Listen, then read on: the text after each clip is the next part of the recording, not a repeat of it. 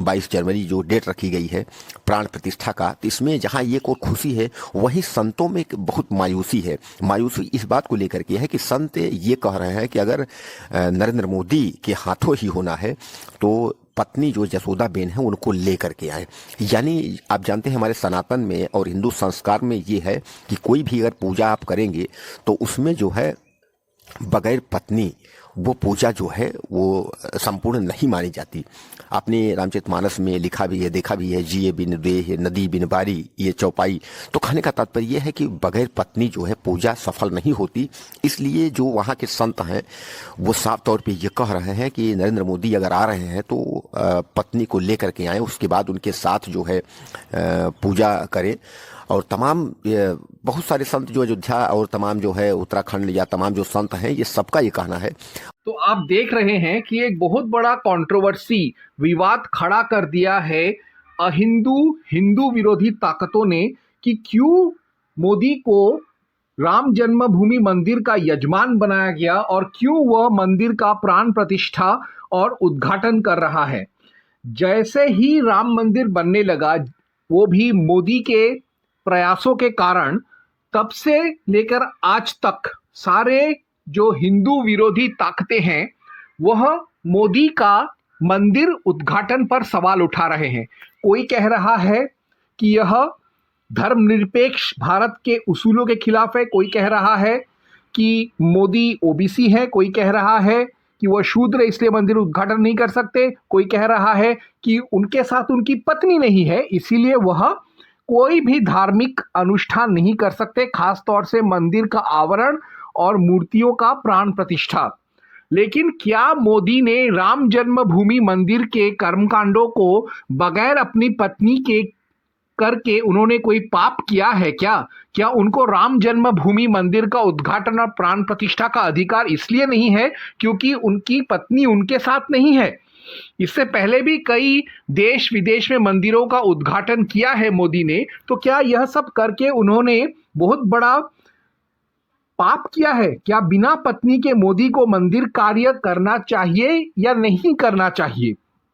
आज यही चर्चा का विषय है और हम शास्त्रों से प्रमाण देखेंगे और दूध का दूध और पानी का पानी हो जाएगा। जो अगर मोदी पापी हैं इस संदर्भ में है तो वो पापी हैं, और अगर वह निष्पाप हैं तो वह निष्पाप हैं, और अहिंदू ताकतों का इस पर कोई टिप्पणी नहीं करना चाहिए।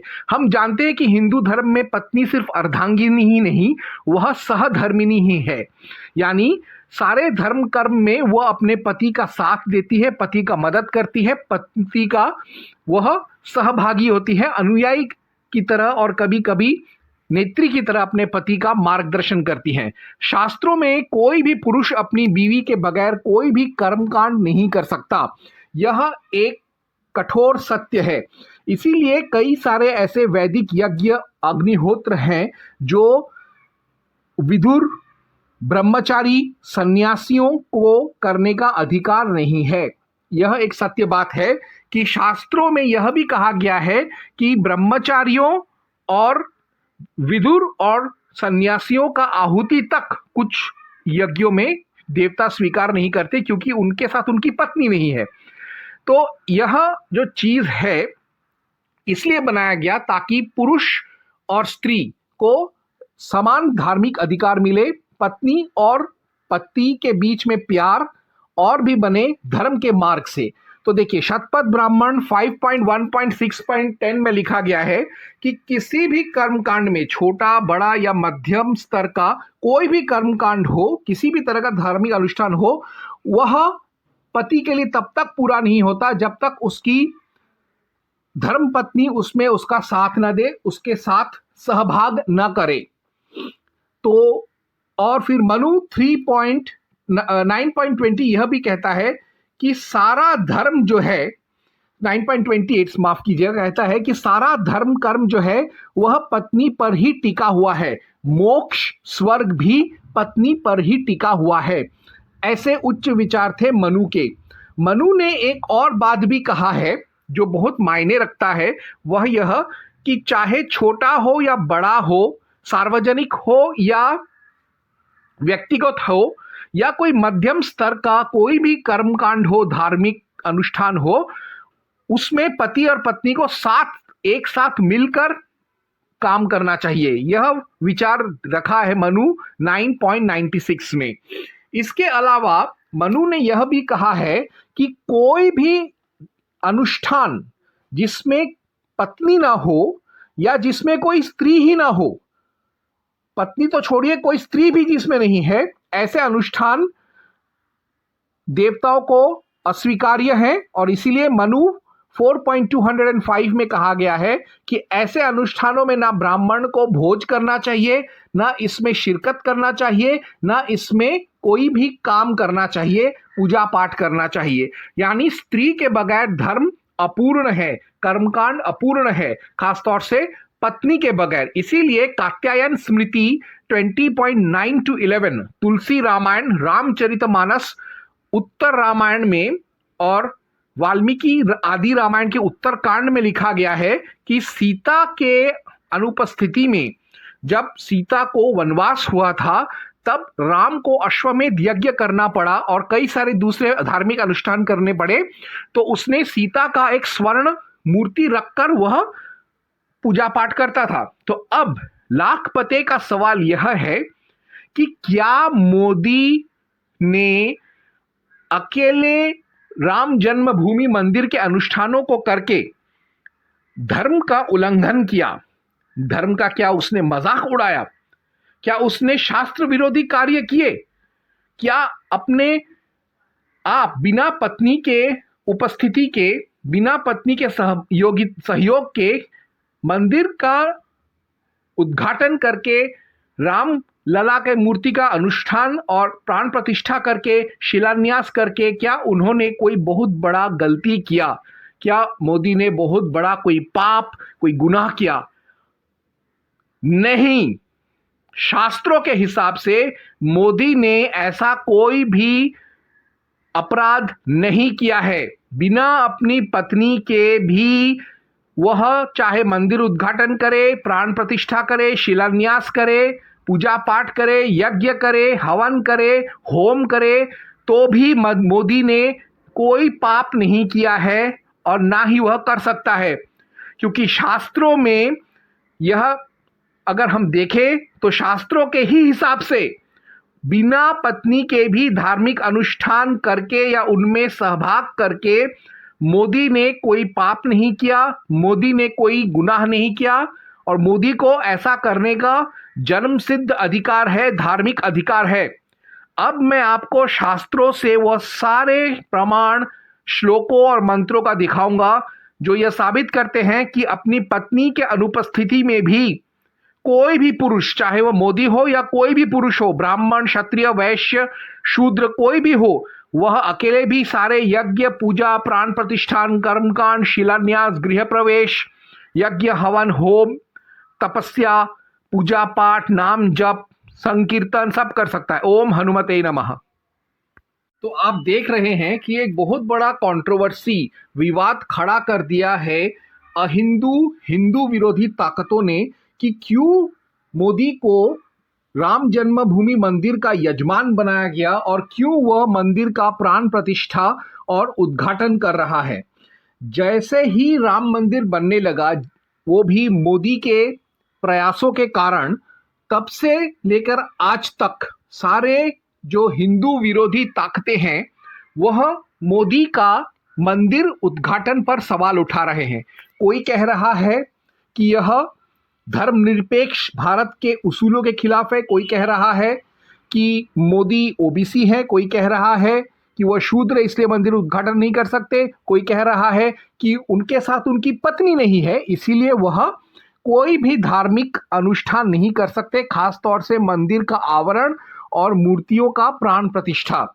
लेकिन क्या मोदी ने राम जन्मभूमि मंदिर के कर्मकांडों को बगैर अपनी पत्नी के करके उन्होंने कोई पाप किया है? क्या उनको राम जन्मभूमि मंदिर का उद्घाटन और प्राण प्रतिष्ठा का अधिकार इसलिए नहीं है क्योंकि उनकी पत्नी उनके साथ नहीं है? इससे पहले भी कई देश विदेश में मंदिरों का उद्घाटन किया है मोदी ने, तो क्या यह सब करके उन्होंने बहुत बड़ा पाप किया है? क्या बिना पत्नी के मोदी को मंदिर कार्य करना चाहिए या नहीं करना चाहिए? आज यही चर्चा का विषय है और हम शास्त्रों से प्रमाण देखेंगे और दूध का दूध और पानी का पानी हो जाएगा। जो अगर मोदी पापी हैं इस संदर्भ में है तो वो पापी हैं, और अगर वह निष्पाप हैं तो वह निष्पाप हैं, और अहिंदू ताकतों का इस पर कोई टिप्पणी नहीं करना चाहिए। हम जानते हैं कि हिंदू धर्म में पत्नी सिर्फ अर्धांगिनी ही नहीं, वह सहधर्मिणी ही है। यानी सारे धर्म कर्म में वह अपने पति का साथ देती है, पति का मदद करती है, पति का वह सहभागी होती है, अनुयायी की तरह और कभी कभी नेत्री की तरह अपने पति का मार्गदर्शन करती हैं। शास्त्रों में कोई भी पुरुष अपनी बीवी के बगैर कोई भी कर्मकांड नहीं कर सकता, यह एक कठोर सत्य है। इसीलिए कई सारे ऐसे वैदिक यज्ञ अग्निहोत्र हैं जो विदुर ब्रह्मचारी सन्यासियों को करने का अधिकार नहीं है।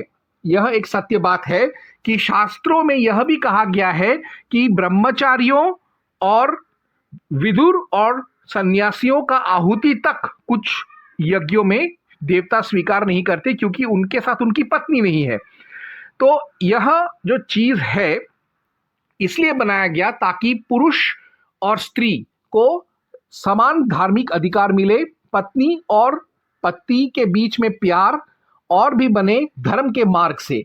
तो देखिए, शतपथ ब्राह्मण 5.1.6.10 में लिखा गया है कि किसी भी कर्मकांड में छोटा बड़ा या मध्यम स्तर का कोई भी कर्मकांड हो, किसी भी तरह का धार्मिक अनुष्ठान हो, वह पति के लिए तब तक पूरा नहीं होता जब तक उसकी धर्म पत्नी उसमें उसका साथ न दे, उसके साथ सहभाग न करे। तो और फिर मनु 9.20 यह भी कहता है कि सारा धर्म जो है, 9.28 माफ कीजिएगा, कहता है कि सारा धर्म कर्म जो है वह पत्नी पर ही टिका हुआ है, मोक्ष स्वर्ग भी पत्नी पर ही टिका हुआ है। ऐसे उच्च विचार थे मनु के। मनु ने एक और बात भी कहा है जो बहुत मायने रखता है, वह यह कि चाहे छोटा हो या बड़ा हो, सार्वजनिक हो या व्यक्तिगत हो, या कोई मध्यम स्तर का कोई भी कर्मकांड हो, धार्मिक अनुष्ठान हो, उसमें पति और पत्नी को एक साथ मिलकर काम करना चाहिए। यह विचार रखा है मनु 9.96 में। इसके अलावा मनु ने यह भी कहा है कि कोई भी अनुष्ठान जिसमें पत्नी ना हो या जिसमें कोई स्त्री ही ना हो, पत्नी तो छोड़िए, कोई स्त्री भी जिसमें नहीं है, ऐसे अनुष्ठान देवताओं को अस्वीकार्य हैं, और इसीलिए मनु 4.205 में कहा गया है कि ऐसे अनुष्ठानों में ना ब्राह्मण को भोज करना चाहिए, ना इसमें शिरकत करना चाहिए, ना इसमें कोई भी काम करना चाहिए, पूजा पाठ करना चाहिए। यानी स्त्री के बगैर धर्म अपूर्ण है, कर्मकांड अपूर्ण है, खासतौर से पत्नी के बगैर। इसीलिए कात्यायन स्मृति 20.9-11, तुलसी रामायण, रामचरितमानस उत्तर रामायण में और वाल्मीकि आदि रामायण के उत्तरकांड में लिखा गया है कि सीता के अनुपस्थिति में, जब सीता को वनवास हुआ था, तब राम को अश्वमेध यज्ञ करना पड़ा और कई सारे दूसरे धार्मिक अनुष्ठान करने पड़े, तो उसने सीता का एक स्वर्ण मूर्ति रखकर वह पूजा पाठ करता था। तो अब लाखपते का सवाल यह है कि क्या मोदी ने अकेले राम जन्मभूमि मंदिर के अनुष्ठानों को करके धर्म का उल्लंघन किया? धर्म का क्या उसने मजाक उड़ाया? क्या उसने शास्त्र विरोधी कार्य किए? क्या अपने आप बिना पत्नी के उपस्थिति के, बिना पत्नी के सहयोग के मंदिर का उद्घाटन करके, राम लला के मूर्ति का अनुष्ठान और प्राण प्रतिष्ठा करके, शिलान्यास करके, क्या उन्होंने कोई बहुत बड़ा गलती किया? क्या मोदी ने बहुत बड़ा कोई पाप, कोई गुनाह किया? नहीं। शास्त्रों के हिसाब से मोदी ने ऐसा कोई भी अपराध नहीं किया है। बिना अपनी पत्नी के भी वह चाहे मंदिर उद्घाटन करे, प्राण प्रतिष्ठा करे, शिलान्यास करे, पूजा पाठ करे, यज्ञ करे, हवन करे, होम करे, तो भी मोदी ने कोई पाप नहीं किया है और ना ही वह कर सकता है। क्योंकि शास्त्रों में यह अगर हम देखें तो शास्त्रों के ही हिसाब से बिना पत्नी के भी धार्मिक अनुष्ठान करके या उनमें सहभाग करके मोदी ने कोई पाप नहीं किया, मोदी ने कोई गुनाह नहीं किया और मोदी को ऐसा करने का जन्म सिद्ध अधिकार है, धार्मिक अधिकार है। अब मैं आपको शास्त्रों से वह सारे प्रमाण, श्लोकों और मंत्रों का दिखाऊंगा जो यह साबित करते हैं कि अपनी पत्नी के अनुपस्थिति में भी कोई भी पुरुष, चाहे वह मोदी हो या कोई भी पुरुष हो, ब्राह्मण, क्षत्रिय, वैश्य, शूद्र, कोई भी हो, वह अकेले भी सारे यज्ञ, पूजा, प्राण प्रतिष्ठान, कर्मकांड, शिलान्यास, गृह प्रवेश, यज्ञ, हवन, होम, तपस्या, पूजा पाठ, नाम जप, संकीर्तन सब कर सकता है। ओम हनुमते नमः।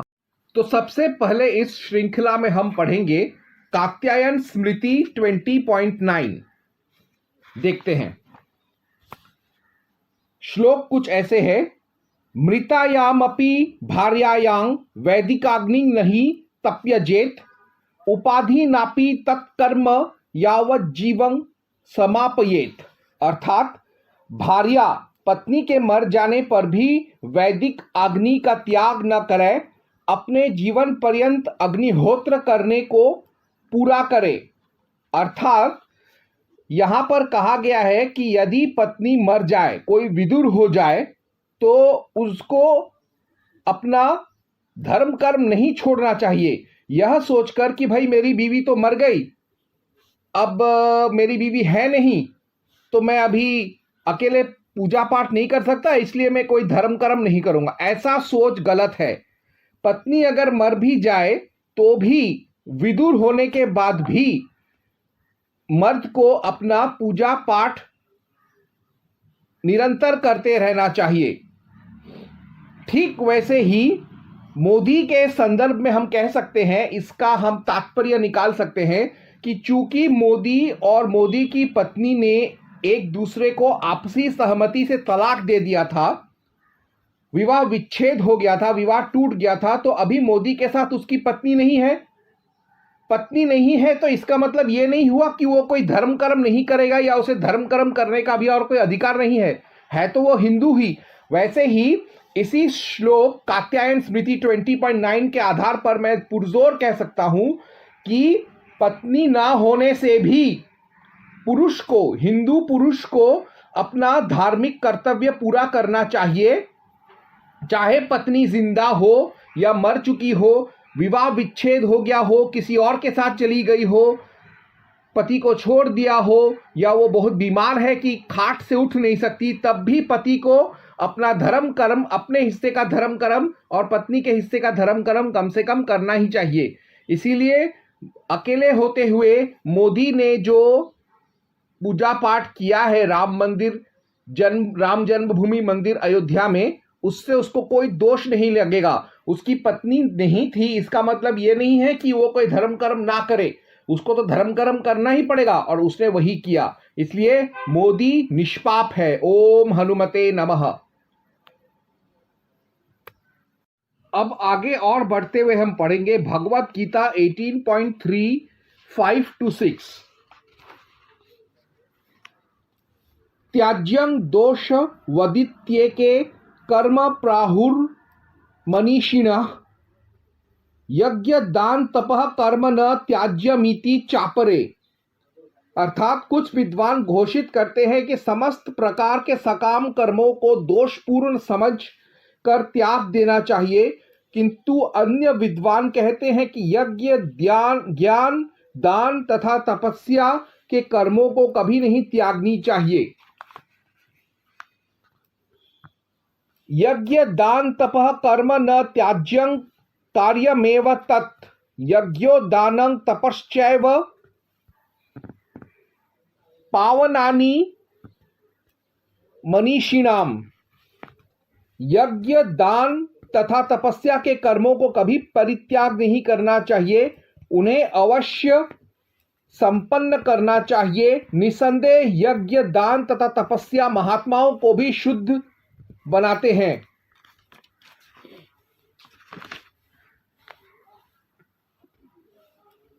एतान्यपि तु कर्माणि संग त्यक्त्वा फलानि च कर्तव्यानीति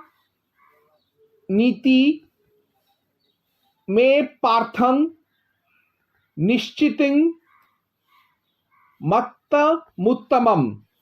इन सारे कार्यों को किसी प्रकार की आसक्ति या फल की आशा के बिना संपन्न करना चाहिए। हे पृथा पुत्र, इन्हें कर्तव्य मानकर संपन्न किया जाना चाहिए। यही मेरा अंतिम मत है। अर्थात एक तरफ हमने देखा कात्यायन स्मृति यह कह रहा है कि पत्नी अगर उपस्थित ना हो या पत्नी यदि अकर्मण्य हो और वह यज्ञ वगैरह ना कर सके तो भी पुरुष को अपना कर्तव्य समझकर धर्म को करना चाहिए। और यही बात कृष्ण ने भी भगवत गीता में कहा है कि धर्म कर्म को कभी नहीं छोड़ना चाहिए। दान, यज्ञ, तपस्या, हवन, ज्ञान के कर्मों को कभी भी हिंदू पुरुष को छोड़ना नहीं चाहिए। और वही मोदी ने भी किया। पत्नी ना होते हुए भी उसने अपने धार्मिक कर्तव्य का पालन किया है। ओम हनुमते नमः। अब चलते चलते हम आगे बढ़ते हुए पढ़ेंगे मनु 4.21। श्लोक ऐसे है, ऋषि यज्ञं देव यज्ञं भूत यज्ञं च सर्वदा नृयज्ञं पितृयज्ञं च यथाशक्ति न हापयेत। 1 ऋषि यज्ञ, 2 देव यज्ञ, 3 भूत यज्ञ, 4 नर यज्ञ और 5 पितृयज्ञ। इन 5 यज्ञों को जहां तक हो सदा कभी ना छोड़ना चाहिए। अर्थात मोदी की सहधर्मिणी भले ही उससे दूर रहती हो, उनका विवाह टूट चुका हो, लेकिन मोदी शारीरिक, मानसिक और आत्मिक रूप पर सशक्त है। इतना सशक्त कि वह सारे यज्ञ, रीति रिवाज, कर्मकांड कर सके। तो इसीलिए उसे कभी भी ऐसे धार्मिक कर्मकांड छोड़ने नहीं चाहिए। यही कहता है मनु 4.21। तो मनुवाद के हिसाब से भी मोदी ने अपना हिंदू होने का फर्ज निभाया और राम जन्मभूमि मंदिर का शिलान्यास, प्राण प्रतिष्ठा और उद्घाटन इसीलिए किया क्योंकि यह उसका कर्तव्य था, यह उसका कर्म था, यह उसका धर्म था। और इसे करने से उसको पुण्य ही मिला, पाप नहीं मिला। और यह पुण्य काम करने से कोई भी शंकराचार्य उसे कभी भी, कहीं भी, कैसे भी रोक नहीं सकता।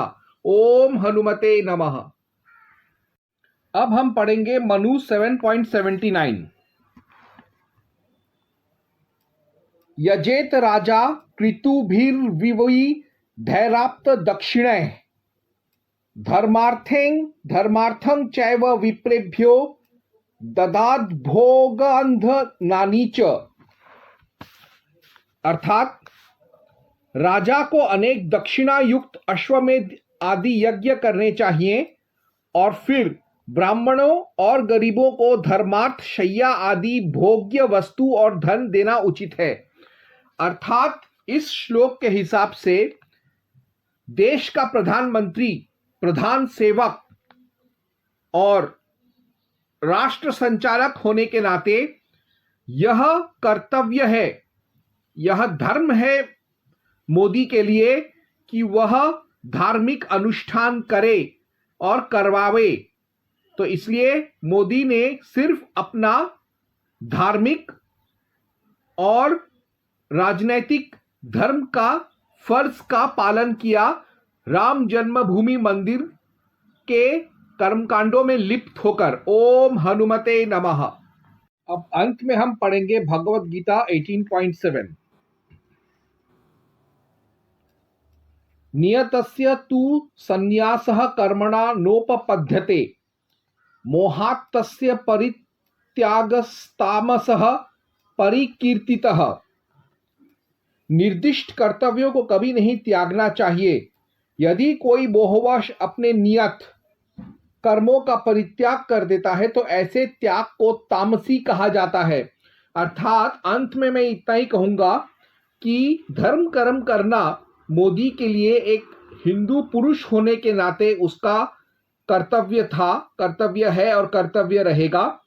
और यह कर्तव्य और भी बढ़ जाता है क्योंकि वह भारत का प्रधानमंत्री है। इसीलिए जैसे मनु 7.79 में हमने देखा कि धार्मिक अनुष्ठान भी उसका कर्तव्य है। इसीलिए भगवत गीता 18.7 के हिसाब से यदि मोदी यह कहता कि मेरी पत्नी नहीं है इसलिए मैं कोई धर्म कर्म नहीं करूंगा, खास तौर से राम जन्मभूमि से संलिप्त कोई भी धार्मिक अनुष्ठान में नहीं करूंगा, तब हम कह सकते थे कि उसने अकर्म किया है, पाप किया है, अपराध किया है, दोष किया है, किम कर्तव्य विमुख हो गया है। परंतु जब उसने अपना कर्तव्य निभाया तो उसने कोई पाप नहीं किया। चाहे कोई शंकराचार्य बात करे या शंकराचार्य का बाप, कोई भी धर्म से बड़ा नहीं है और धर्म ने यह अनुमति दिया है कि पत्नी के बगैर भी पति अपने धर्म कर्म कर सके। इसीलिए मोदी ने कोई पाप नहीं किया।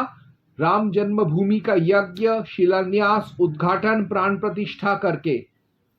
ओम हनुमते नमः।